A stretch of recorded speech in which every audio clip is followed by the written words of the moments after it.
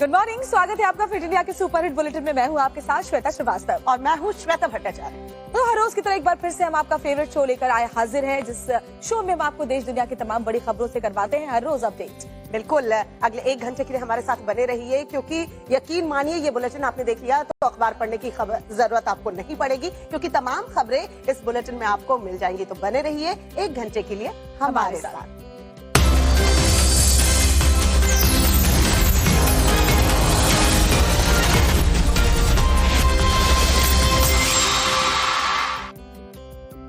तो चलिए fit India के सुपर हिट बुलेटिन की शुरुआत करते हैं। सबसे पहले जो बड़ी खबर दिल्ली से मिल रही है वो आपको बता दें। यहाँ आग का तांडव दरअसल देखने को मिला है।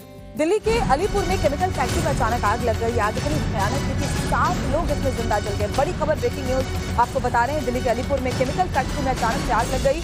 आग इतनी जबरदस्त थी कि 7 लोगों को बाहर निकलने का मौका ही नहीं मिला। पूरे इलाके में हाहाकार मच गया और फैक्ट्री भी पूरी तरह से जलकर राख हो गई। केमिकल फैक्ट्री में भीषण आग, 7 लोगों की दर्दनाक मौत। धधकती आग की ये तस्वीरें दिल्ली के अलीपुर की हैं। एक केमिकल फैक्ट्री में अचानक आग लग गई। आग इतनी भीषण थी कि देखते ही देखते पूरी फैक्ट्री आग की चपेट में आ गई। आग में झुलसकर 7 लोगों की दर्दनाक मौत हो गई।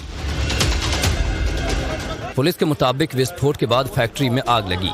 कोई कुछ समझ पाता उससे पहले ही पूरी फैक्ट्री आग की लपटों में घिर गई। सूचना के बाद मौके पर पहुंची दमकल की 22 गाड़ियों ने कड़ी मशक्कत के बाद आग पर काबू पाया। आग में लाखों का सामान जलकर राख हो गया। घरों में रहने वाले परिवार वालों को पुलिस ने आग लगने से पहले ही घर से बाहर निकालकर सुरक्षित स्थान पर भेज दिया था, नहीं तो हादसा और बड़ा हो सकता था। आग लगने से फैक्ट्री पूरी तरह से जर्जर हो गई। 1 हफ्ते के भीतर अलीपुर में आग लगने की ये दूसरी घटना है। 11 फरवरी को अलीपुर के एक जूता फैक्ट्री में आग लग गई थी। फिलहाल पुलिस मामला दर्ज कर आग लगने के कारणों का पता लगा रही है। सरकार गरीबों के लिए आशियाना बना रही है, उन्हें घर दे रही है ताकि वो अपनी जिंदगी सुकून से अपने छत के तले बिता सके। लेकिन घर मिलने के बावजूद कुछ लोग अतिक्रमण कर जमीनों पर कब्जा किए बैठे हुए हैं। बिल्कुल, यूपी के गोंडा में ऐसे घरों और अतिक्रमण कर बनाई गई दुकानों को जमींदोज किया गया है। कैसे, दिखाते हैं इस रिपोर्ट में।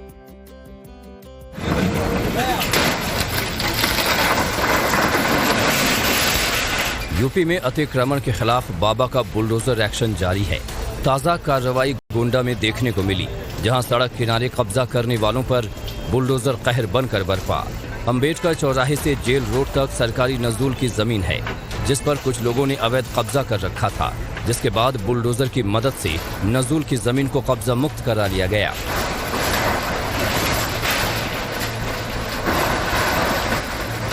भारी पुलिस फोर्स की मौजूदगी में 1 दर्जन से ज्यादा मकानों और दुकानों को जमींदोज कर दिया गया।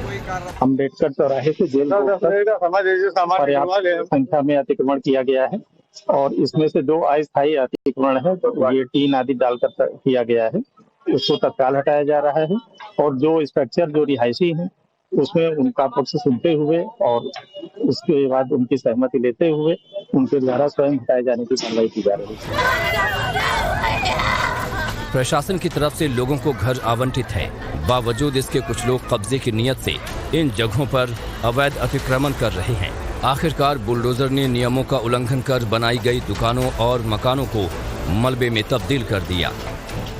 कोई घर नहीं गिराया गया है और इनको आवास आवंटित है। उस आवास आवंटन में न रहकर यहाँ पर कब्जे की नीयत से रह रहे हैं लोग, तो इस प्रक्रिया को नहीं सहन किया जाएगा।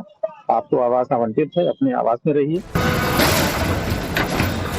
सरकारी जमीन से कब्जा हटाने के लिए अतिक्रमणकारियों को कई बार प्रशासन की तरफ से नोटिस भेजा गया, लेकिन नोटिस की लगातार अनदेखी की जा रही थी। लिहाजा सरकार और प्रशासन को सख्ती करनी पड़ी।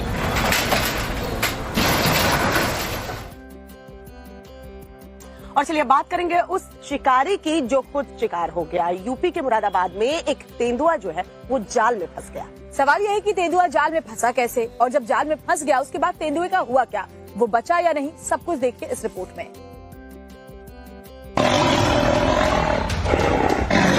वो गुर्रा रहा है।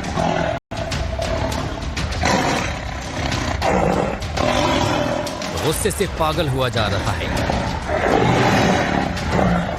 लेकिन कुछ कर नहीं पा रहा है। क्यों, ये हम आपको बताएंगे। पहले ये तस्वीरें देख लीजिए। लोगों की भीड़ लगी है, अफरा तफरी का माहौल है, पुलिस तैनात है। भला क्यों, आप खुद सुन लीजिए। पीपल गांव के जंगल में एक तेंदुआ आके फंस गया है। किसी ने कांटा लगाया, क्या करा उसमें, तो चक्रोट में कांटा लगा हुआ था, उसमें आके वो फंस गया है। करीब सुबह के 12 बजे के आसपास। ये तस्वीरें मुरादाबाद की हैं, जहां जंगली जानवर का शिकार करने के लिए लगाए गए शिकंजे में एक तेंदुआ फंस गया। शिकार देखने पहुंचे शिकारी के तेंदुए को देखकर होश उड़ गए। गांव वालों ने इसकी सूचना पुलिस और वन विभाग को दी, जिसके बाद शुरू हुई तेंदुए को बचाने की कवायद। करीब 2 घंटे तक वन विभाग की टीम ने तेंदुआ को पकड़ने की तैयारी में ही लगा दी। इधर तेंदुए को देखने के लिए भीड़ लगी रही। इस दौरान लोग जमकर तेंदुए का वीडियो बनाते रहे। कई घंटों बाद वन विभाग की टीम तेंदुए को शिकंजे से अलग कर पाई और उसे अपने साथ ले गई।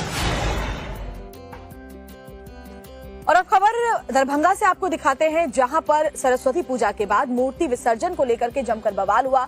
2 गुटों में झड़प इस कदर आगे बढ़ गई कि पुलिस को मौके पर बुलाना पड़ा। बिल्कुल, विवाद कैसे आगे बढ़ा और किस तरीके से ये विवाद ज्यादा बढ़ा कि पुलिस को बुलाना पड़ा, सब कुछ हम आपको बताएंगे। पुलिस प्रशासन ने लोगों से क्या कुछ अपील की है वो भी बताएंगे। एक रिपोर्ट देखिए।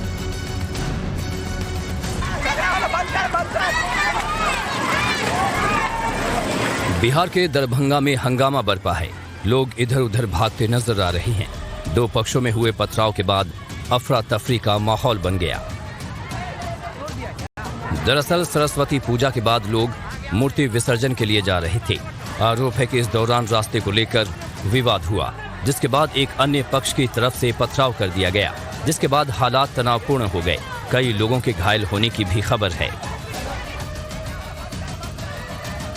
मौके पर पहुंची प्रशासन की टीम ने आक्रोशित लोगों को समझाया, जिसके बाद कड़ी सुरक्षा व्यवस्था के बीच मूर्ति विसर्जन करवाया गया। सड़क पे किस जगह से मूर्ति को टर्न लेना है, इसको लेकर के कुछ लोग भ्रम उत्पन्न कर रहे थे। कुछ लोगों का कहना था कि जो पुराने मुखिया जी का घर है वहाँ से टर्न लेना है। कुछ लोग उसमें कह रहे थे कि नहीं, 5 कदम पीछे से टर्न लेना है। इसी बात को लेकर के बात आगे बढ़ी है। अभी 2 मूर्ति, ये भी सूचना थी कि 2 जो ट्रैक्टर पे मूर्तियाँ थी वो पहले टर्न लेकर के वापस लौट भी चुके हैं। उसके बाद इस प्रकार से किया गया है। तो जो लोग उपद्रव किए हैं उनकी पहचान की जाएगी और उन पे जो बुरी सम्मत है वो कानूनी कार्रवाई की। घटना सदर थाना क्षेत्र के तारस राय मुरिया माली टोला की है, जहां हालात को देखते हुए भारी पुलिस बल को तैनात किया गया है। डीएम एसएसपी भी मौके पर नजर बनाए हुए हैं। पथराव में कई पुलिसकर्मियों के भी घायल होने की खबर है। सीसीटीवी फुटेज की मदद से फिलहाल पुलिस उपद्रवियों की पहचान कर रही है।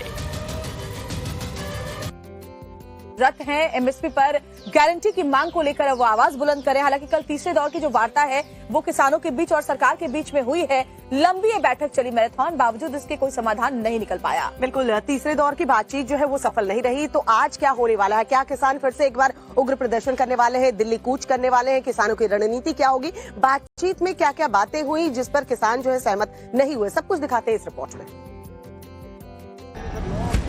आंदोलन जारी है और फिलहाल आगे भी जारी रहेगा, लेकिन शांति से। जी हां, ये स्थिति तब है जब किसान संगठन और केंद्र सरकार के बीच तीसरे दौर की बातचीत पूरी हो चुकी है। ये बातचीत इस बार भी बेनतीजा ही रही, फिर भी कई मामलों में बड़ी सफलता मिली है। ये बात किसान और केंद्र सरकार दोनों की तरफ से कही जा रही है। हमारे सीनियर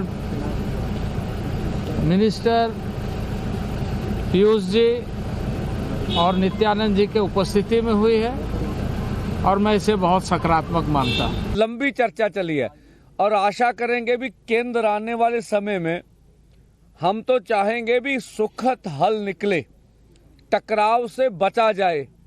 अन्यथा हमारा दिल्ली जाने का कार्यक्रम अपनी जगह है। सवाल है कि जब बातचीत से कोई हल नहीं निकला तो फिर इसे सफल क्यों बताया जा रहा है? तो चलिए इसे समझ लीजिए। दरअसल अब अगले दौर की बातचीत होगी और ये बातचीत कब होगी ये आप खुद सुन लीजिए। रविवार को शाम 6 बजे के लिए फिर से आगे की चर्चा को जारी रखेंगे। बता दें कि किसान और केंद्र सरकार के बीच कल शाम 5 बजे से शुरू होने वाली बातचीत शाम को तकरीबन 7:30 बजे से शुरू हुई और ये देर रात 1:30 बजे तक चली। इस 6 घंटों के दौरान किसान और सरकार के बीच करीब करीब सभी मुद्दों पर बात हुई और सबसे बड़ी सफलता ये रही कि दोनों तरफ से शांति बनाए रखने पर सहमति बनी। आंदोलन चलेगा, आंदोलन शांतिपूर्वक ढंग से उतने दिन चलेगा, किसी तरह की कोई छेड़छाड़ नहीं करेंगे, ना उधर से होगी ना इधर से होगी। हम अपने किसानों को भी अपील करेंगे आपके माध्यम से, और सरकार ने जिम्मेदारी ली है कि उधर से आपके ऊपर किसी तरह का भी कोई शेलिंग वगैरह नहीं होगी। सरकार की तरफ से आंदोलन खत्म करने की अपील की गई, लेकिन किसान नेताओं ने एमएसपी पर लिखित गारंटी न मिलने तक कदम पीछे हटाने से इनकार कर दिया। तो फिर आज क्या होने जा रहा है ये आप जान लीजिए। किसान संगठनों ने आज भारत बंद बुलाया है, जो सुबह 6 बजे से शाम 4 बजे तक चलेगा।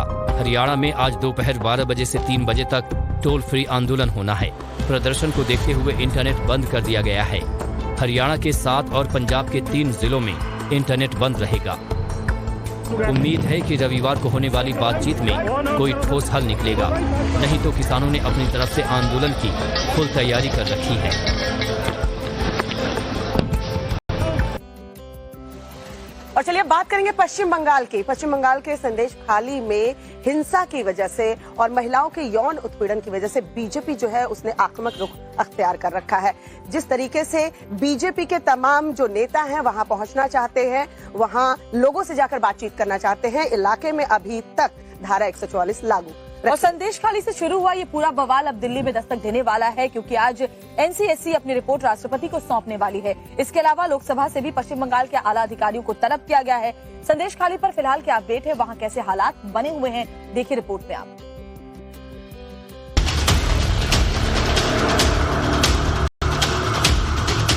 पश्चिम बंगाल में बवाल जारी है, सड़क पर भी और सदन में भी। महिलाओं के उत्पीड़न के मामले में ममता बनर्जी फिलहाल घिरती नजर आ रही हैं। गुरुवार को विधानसभा में इस मुद्दे पर हंगामा हुआ और बीजेपी के विधायकों को सदन से निलंबित कर दिया गया। আপনারা জানেন জীবনে আমি কোনো অন্যায়কে কোনোদিন প্রশ্রয় দিইনি এবং আমি ইনিশিয়েটিভ নিয়ে স্টেট কমিশন পাঠিয়েছি। दीदी ने न सिर्फ खुद को पाक साफ बताया, बल्कि बीजेपी और आरएसएस पर सारे विवाद का ठीकरा भी फोड़ दिया। আপনারা দেখেছেন যারা মুখে মাস্ক পরে পরে ছবি তুলছে, ধরাও পড়েছে বিজেপির কর্মী, কিভাবে তারা বাইরে থেকে নিয়ে এসে একটা এলাকাকে অশান্ত করার চেষ্টা করেছে। एक तरफ दीदी हैं जो अन्याय नहीं होने देने की दुहाई दे रही हैं, तो वहीं दूसरी तरफ शुभेंदु अधिकारी हैं जो घटनास्थल पर जाने के दौरान खुद को पीटे जाने का दावा कर रहे हैं। अरे भाई बूट से पीटा, बूट का से मेरा पाँव में पहले बढ़ रहा था, मेरा पाँव में बूट से।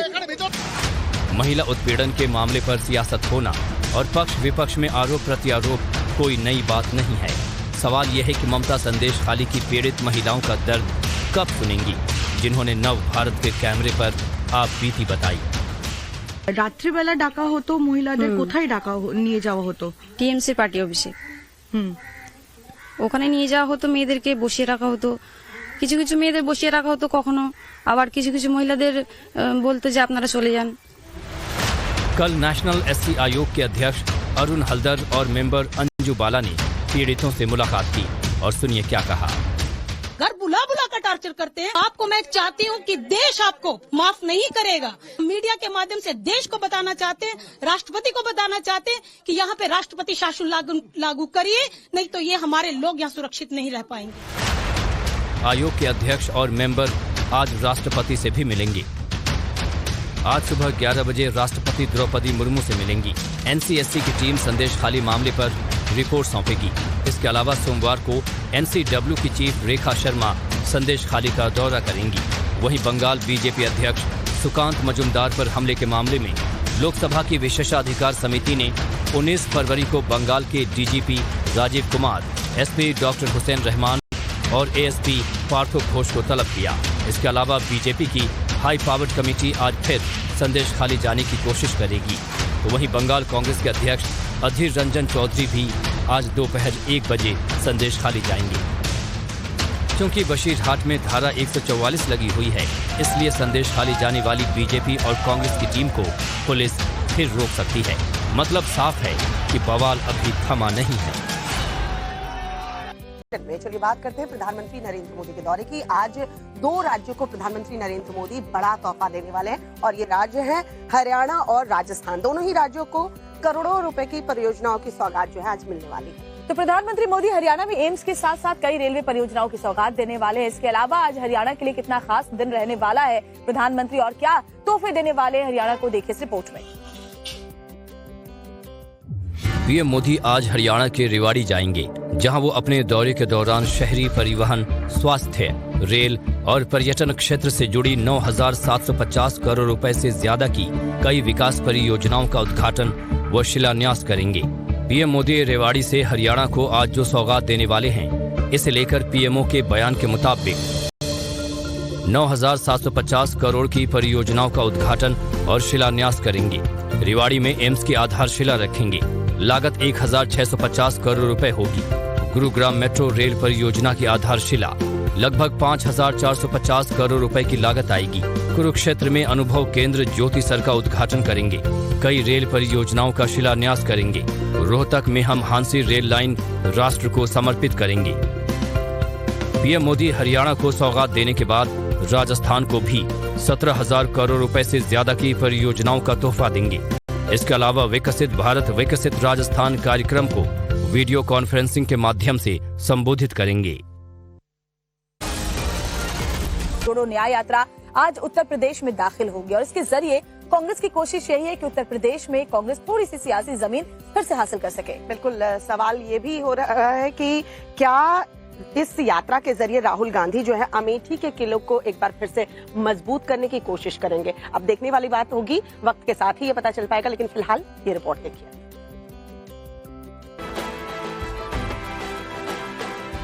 राहुल गांधी की भारत जोड़ो न्याय यात्रा आज यूपी में एंटर करेगी, जिसे लेकर सियासी सरगर्मी भी तेज हो गई है। यूपी में दाखिल होने से पहले राहुल गांधी की यात्रा बिहार के सासाराम में रहेगी, जिसमें तेजस्वी यादव भी शामिल होंगे। बिहार के रास्ते दोपहर 3 बजे के करीब राहुल गांधी की यात्रा यूपी की सरहद चंदौली में दाखिल होगी, जिसके लिए कांग्रेस ने ताकत झोंक दी है। कांग्रेस ने इस यात्रा को कामयाब बनाने में पूरी ताकत झोंक दी है। खुद प्रियंका गांधी राहुल गांधी के हाथ को मजबूत बनाने के लिए उत्तर प्रदेश की सड़कों पर उतरेंगी। शुक्रवार को राहुल गांधी जहां चंदौली के अलग अलग इलाकों में यात्रा करेंगे, तो दूसरी तरफ शनिवार को मोदी के संसदीय क्षेत्र यानी वाराणसी पहुंचेंगे। इस दौरान राहुल गांधी काशी विश्वनाथ मंदिर जाएंगे और वहां पर दर्शन पूजन भी करेंगे। इसके साथ ही वाराणसी की जनता से मुखातिब भी होंगे। यूपी में मजबूत सियासी जमीन तलाशने के लिए राहुल की यात्रा को कांग्रेस अहम मान रही है। वहीं ये सवाल भी है कि सोनिया गांधी के राज्यसभा जाने पर क्या प्रियंका गांधी रायबरेली और राहुल गांधी अमेठी से चुनाव लड़ने वाले हैं। पूरे प्रदेश का कांग्रेस जन इस चीज की मांग ही नहीं बल्कि इस चीज को लेकर जिद कर रहा है कि गांधी परिवार से माननीय प्रियंका जी, माननीय राहुल जी यहीं से चुनाव लड़ें, लेकिन इसका अंतिम निर्णय माननीय राहुल जी और प्रियंका जी स्वयं लेंगे। यूपी में राहुल गांधी की यात्रा को लेकर अभी तक का जो कार्यक्रम है, उसके मुताबिक दोपहर 3 बजे यात्रा यूपी में दाखिल होगी। चंदौली के सैयद राजा से यात्रा की शुरुआत। यात्रा में राहुल के साथ बहन प्रियंका भी रहेंगी। इस दौरान राहुल जनसभा को संबोधित करेंगे। चंदौली में ही रात्रि विश्राम का कार्यक्रम। शनिवार सुबह वाराणसी से यात्रा की शुरुआत। काशी विश्वनाथ मंदिर का दर्शन पूजन करेंगे। कांग्रेस नेताओं की माने तो राहुल की आगे की यात्रा में अखिलेश यादव भी जुड़ेंगे। कांग्रेस को उम्मीद है कि इस यात्रा से उन्हें सियासी मजबूती मिलेगी। वो सब कुछ धरा का धरा रह गया, क्योंकि बढ़ चढ़कर सभी धर्मों के छात्रों ने इसमें हिस्सा लिया। बिल्कुल, छात्रों के सूर्य नमस्कार को लेकर आखिरकार राजनीति क्यों हो रही थी और शिक्षा मंत्री ने शिक्षकों को क्या गाइडलाइंस जारी की, ये आपको दिखाते हैं इस रिपोर्ट में। इस कार्यक्रम में राजनीति का रोड़ा अटकाने वाले भी देख लें। सूर्य नमस्कार को जो मजहबी चश्मे से निहार रहे थे, वो भी देख लें। ये तस्वीरें राजस्थान की हैं, जहां के सरकारी स्कूलों में सूर्य नमस्कार हुआ। हजारों छात्रों ने सूर्य नमस्कार के इस कार्यक्रम में भाग लिया और सुनिए क्या कहा। यानी सूर्य नमस्कार ये हमें करते रहना चाहिए। ये कोई पूजा नहीं है, ये कोई धर्म वर्म नहीं है, ये हमारी बॉडी को फ्लेक्सिबल बनाता है और मन की शांति देता है कि सब हिंदू मुसलमान सब भाई भाई है, सब ऐसा कुछ नहीं होता। सूरज सबका है ना, ये ऐसा नहीं कि ये हिंदुओं के लिए उगता है, ये मुसलमानों के लिए उगता है। ये हिंदू मुसलमान में कोई फर्क नहीं समझिए, सूर्य सबको रोशनी देता है, इसलिए सबको सूर्य नमस्कार करना चाहिए। आज सूर्य नमस्कार किया हमने। मैं मुस्लिम हूँ, सूर्य सबको रोशनी देता है। दरअसल राजस्थान के सरकारी स्कूलों में सूर्य नमस्कार को अनिवार्य करने के फैसले पर एक बार फिर से सियासत गर्मा गई है। कई मुस्लिम संगठनों ने इसका विरोध किया। सरकारी स्कूलों में सूर्य नमस्कार करवाने के सरकार के निर्णय को हाईकोर्ट में चुनौती दी गई, लेकिन हाईकोर्ट ने उस याचिका को खारिज कर दिया। वहीं शिक्षा मंत्री ने सरकारी शिक्षकों के लिए सुनिए क्या कहा है। जो सूर्य नमस्कार का विरोध कर रहे हैं वो सूर्य भगवान का प्रकाश न लें तो अपने आप अंधेरा हो जाएगा और अंधेरे में बैठे रहे। कई शिक्षक पढ़ाने से बचने के लिए कई बहाने करके कि मैं बेरू जी की पूजा करने जा रहा हूँ, मैं बालाजी की पूजा करने जाऊंगा, मैं नमाज पढ़ने जाऊंगा, तो ये परंपरा रही होगी, जा रहे होंगे, लेकिन अब उस पर रोक लगा दी हमने। बता दें कि राजस्थान के स्कूलों में सूर्य नमस्कार पर बवाल थमने का नाम नहीं ले रहा।